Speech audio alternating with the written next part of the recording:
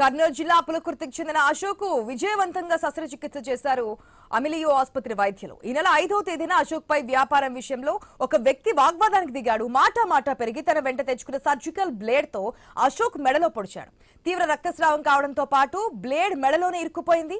దీంతో బాధితుడు కర్నూలులోని అమిలియో ఆసుపత్రిలో చేరాడు. అన్ని వైద్య పరీక్షలు చేసి బ్లేడ్ ను బయటకు తీశారు. క్లిష్టమైన ఆపరేషన్ విజయవంతం కావడంతో అశోక్ పూర్తిగా కోలుకున్నారని ఆసుపత్రి వైద్యులు డాక్టర్ బావాజీ కొండూరి, డాక్టర్ శిల్ప, డాక్టర్ శ్రీనాథ్ రెడ్డి, డాక్టర్ సమీర్ అహ్మద్ తెలిపారు. తర్వాత మేము ఇన్వెస్టిగేషన్స్ అన్ని చేసిన తర్వాత అందులో ఏంటంటే ఆ షార్ప్ ఆబ్జెక్ట్ కొంత భాగం అందులోనే ఉండిపోయింది, మెడలోనే.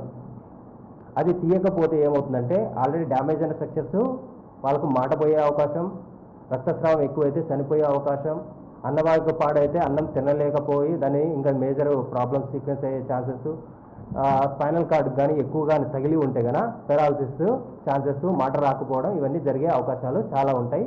ఓవరాల్గా రిస్క్ అనేది ప్రాణానికి హై రిస్క్ ఉండే ఛాన్స్ ఉంది.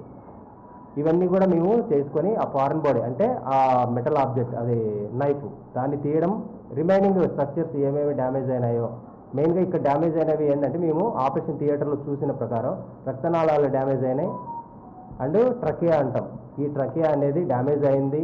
మూడోది అన్నవాహికకు పెద్దగా మేము అన్ని చెక్ చేసాము, అక్కడేమో అదే డ్యామేజ్ కాలేదు. కానీ ఇంకొకటి డిస్క్లు డ్యామేజ్ అయినాయి. వెన్నెముక దగ్గర ఒక డిస్క్లో ఇది పోయి ఇరుక్కుపోయింది అనమాట, ఇది డ్యామేజ్ అయినమాట.